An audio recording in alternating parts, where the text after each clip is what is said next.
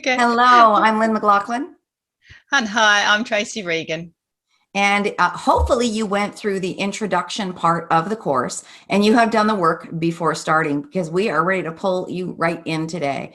This means that you would have already identified your barriers using the PDF that we gave you in our introductory session. You've already found ways around those barriers. You've developed an initial plan, so you're going to be sticking to that plan as best as you possibly can. You know what place to write, you know when you're going to write, and now we're off and running. So, do you know who your audience is? We talked to you about that in our introductory session. If you are thinking about a worldwide audience, you're going to be doing things differently than you are if you just want to stick to a little niche in your own community. What kind of writing are you going to be doing? Is it fiction? Is it nonfiction? Is it sci-fi? Is it a romance? Is it a thriller, a mystery? That is also going to help you stick to your plan. If you're writing fiction, we're going to give you some tips about that. If you're writing nonfiction, we'll give you some tips as well. If you're writing something that's biographical, we want to give you some things to think about in terms of consents, permission, and things you have to do to cover yourselves legally. But let's right now jump in and talk writing. Over to you, Tracy. Thanks, Lynn.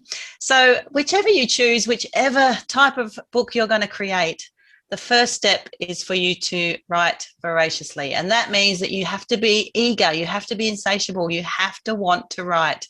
There's no getting around it. If you're going to publish a book, you have to write and you have to make time to write. So if you have a book that needs to come out, you're likely been thinking about it a lot. And while there will be words that might be just pouring out, there's going to be times when you're going to find it difficult too. So don't beat yourself up, just journal and get your thoughts down on paper. At this point, you don't need to be too worried about the quality of the writing, the grammar, or the structure. You really just need to get your words out on paper and get as much down as possible, or on your computer, of course, if you choose to write on your computer. So I've talked to some authors who, with their first books, have written up to 2,000 words a day. Other people just write 300 words a day, and other people just set a different routine. Some people wake up in the middle of the night at 3 a.m. and write for an hour before going back to sleep. It's really about setting up a routine. So you had quite a routine when you wrote your books, didn't you, Lynn? Oh, yes, absolutely. Very different, though, between them. The first book that I wrote back in 2017 was when I was working full time. And that is a tricky one to come up with a plan. It took me quite a bit longer, working full time, parent, all of those kinds of things. The second one I wrote after I retired, absolutely, I had a plan. But I fell out of that plan occasionally. And I think that's okay. We have to allow ourselves to do that. Absolutely. You have to understand that you're not going to be able to be as rigid sometimes as you expect to be, but you must set yourself a goal.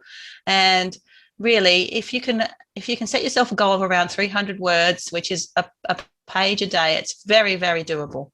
If you write at the same time and the same place every day, you'll find that you get into a comfortable place where you can actually start to be creative. And sometimes you're going to struggle to write those 300 words, and other times you're going to write 1,000 words probably.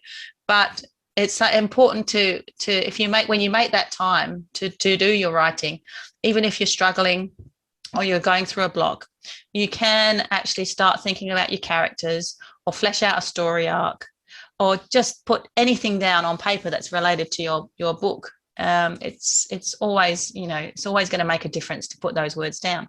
So also it's important to have a goal in mind, an end goal. So when do you want to have your story completed? When do you want your book completed? When do you want to publish? And as you go through this course, you'll realize that writing the book is really only just the beginning of a journey.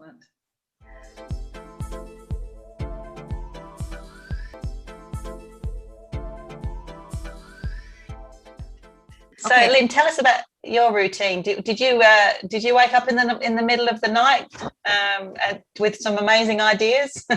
So when my plan didn't go the way, when those thoughts weren't coming, when that creativity wasn't there, things happened for me when I wasn't sitting down, when I wasn't writing. So for me, the middle of the night very often is when I would be laying there, your mind is whirling, and I would come up with some thoughts, or I'd wake up with a great idea. And I always had a pad and a pencil beside my bed, and I would write down several words and I could almost always remember what they were. Now in the morning, maybe those ideas, some of them weren't so great, but it got that creativity flowing a little bit. But the other thing that happens to me is that very often when I'm driving for some reason, or I'm out for my walk, I'll get a thought or idea. Oh, that's something I have to think about. And I just take out my phone and I turn on the voice recorder, take those thoughts down. And then when I am sitting down for my plan time, I've got these things that can feed into my writing. And the other great thing about a voice recording is with all of the technology that's available today, you can flip that into digital and have it transcribed for you in a matter of time. So there's ways to get around those blocks if your ideas come to you at a different time than when you're actually sitting down. Yeah, it's fantastic advice. To always take a way of recording down your thoughts wherever you go. Hey, so I'm actually writing a novel right now too. I'm about 20,000 words into it, and my schedule is to write Monday to Friday. So I choose not to write on every single day. I don't put myself under pressure if I miss a day either. So, but I am planning at the moment. I'm working on it on 2 hours a day on my novel Monday to Friday, and I do have a plan to have it finished by August in 2021. So that's my plan. But again, I don't beat myself up if I don't manage to do that. And I don't actually have a word target every day. I just have a time target, basically. So. Well, and so I've joined forces with my niece, and we've written the first 3 books of a children's book series. It's a little bit more difficult when you've got a partner that's writing with you along the way, but we did very well. And there's ways also, you jump on a Zoom call, you use Google Drive, you share documents. There's lots of ways to take that time management to make it, very fluent, sticking to the plan and still making things happen. So even when you're partnered up with someone, there's no excuses. You move forward. Absolutely. And just for general information, non-fiction books are often between 20 to 30,000 words, sometimes a little more, but that's acceptable for a non-fiction. Most novels have a minimum of 40,000 words, and that's classed as a short novel. And there are some classic books at that number of words. So there's books like The Great Gatsby and The Hitchhiker's Guide to the Galaxy. Most novels, though, are around the 60 to 90,000 words, and that's a medium-sized novel. And then you get the Harry Potters and Game of Thrones and all the science fantasy books that are well over 100,000, even up to 200,000 words per book, actually. So, it doesn't have to be that level. You don't have to think, I've got to write 100,000 words to have a bestseller. The Great Gatsby was only around 40,000 words. So is there anything more you want to add about a routine for writing, Lynn? And our plan is going to change. So yes, in answer to your question, my first book called Steering Through It, which I wrote in 2017 with my family, was about a year in my life with a brain tumor. And I had journaled through that entire time. So I strategically pulled out of that. That was a plan. I had a set timeline, but you have to make some critical decisions because some of what you wrote really isn't going to be interesting to readers. What's important, what's not. Forget about what it's going to look like in the end as you're working through that process. You really have to figure out what you're going to include, right? And then it's a matter of the rules of nonfiction. We're going to get into this later, but getting permission, getting consent, researching based on facts. So there is always a plan. I never, just go back to what I said about the recording, I never rely on my memory when I have a great idea. Never, never, never. I always find a way to get it down, as you said earlier too, Tracy. Yeah, cool. So moving on then, when you've got some thoughts and some ideas about how your story is going to go, we need to talk about sort of story structure and content. So if you've established a writing routine and you've got a few thousand words down, you have to start thinking about your book as a whole. Most importantly, do you have a plan for your book?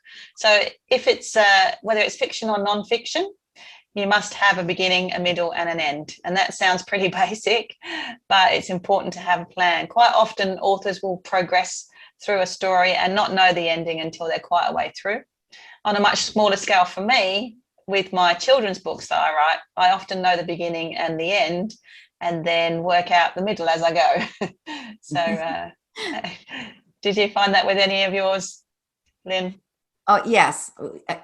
It's very interesting for me. I go to the title. I can never come up with my title until the very end.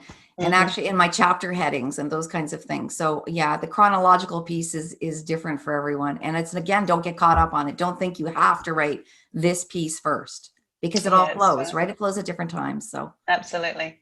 So with nonfiction, it's advisable to understand and map out your chapters and the chapters that are required in sequence, and to keep how that's going to keep the reader engaged. Ultimately comes back to being absolutely clear on why you're writing the book and knowing the purpose of the book and your audience. So if you have clarity around all of those things and those basic elements, it's going to be much easier to structure your book. If you're talking about fiction, then it's a whole different ballgame. People go to uni for years to learn how to write and structure a good story. But getting started, you mustn't let that stop you. You can, as long as you know where the story begins and you can establish the setting and introduce the main characters, and if you have an intimate understanding of the primary characters, you will be able to move forward and create a great story. So how was it with creating characters with Jackson then? well, Jackson was very interesting because my last book was about mental illness in a family. It was a mother trying to save her adult son, basically, is the premise. That's a pretty simplistic premise, but that's what it was. And I had great difficulty getting into the character, the mind of Jackson, when, you know, this was a person who had a suicide attempt, who was in the lowest of lows. And I met up. There are resources out there, and this is one example where we do not have to do this alone. We have a community of writers.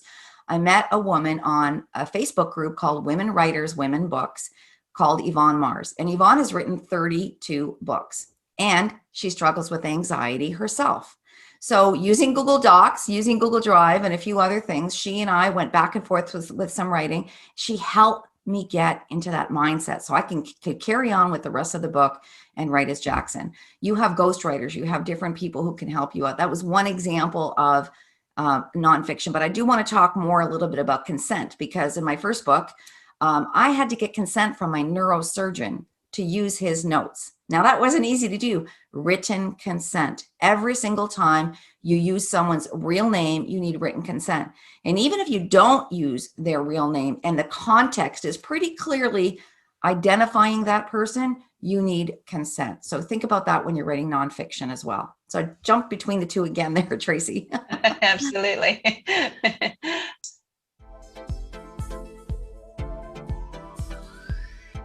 There are, in fact, though, so many ways to structure fiction. There are rules, but then, you know, you don't always have to stick to the rules either. And there is a massive amount of information online to assist you. It's important to be consistent through your story. I mean, we're talking about whether you're writing in first or third person, whether there's going to be complex story arcs for each character, which genre you have chosen. Try not to mix genres, especially when you're a first-time writer. It's important to stick to a particular genre and keep it simple, really. So at this point, I'd suggest that you take time out and do plenty of research online and gain as much information as you can, because there really is so much information available online, and plenty of people that are out there to help. Isn't that right? Absolutely. So I used Facebook just a minute ago as one example, and there are groups in various genres. You can find, if you're writing fiction or romance or sci-fi, you can find groups and join and learn from people who've already published. The other thing to look at is associations in your own country. In Canada, we have the Canadian Authors Association. And when I first took my journals from steering through it, and I wasn't really sure if I should publish, I hired an editor out of the Canadian Authors Association who helped me learn how to write scenes better, who took me through that. As you are, Tracy, an editor, you would understand this. But, you know, there are people like Tracy and I, there are communities out there. When you're stuck, ask questions, because we're all around you. Coming up, we've got a couple of sessions that talk about editing and obviously the different types of publishing that you can choose. But you are going to find that you will need to self-edit your book and go through it several times. But there's a point where you have to stop doing that and take it to a professional. But we'll be talking about that in much greater detail in the coming sessions. And we look forward to seeing you on our next session, which is about publishing. And look for the PDF that we've left you. You need to do that before you move on to the next session. We'll see you next time. See you next time.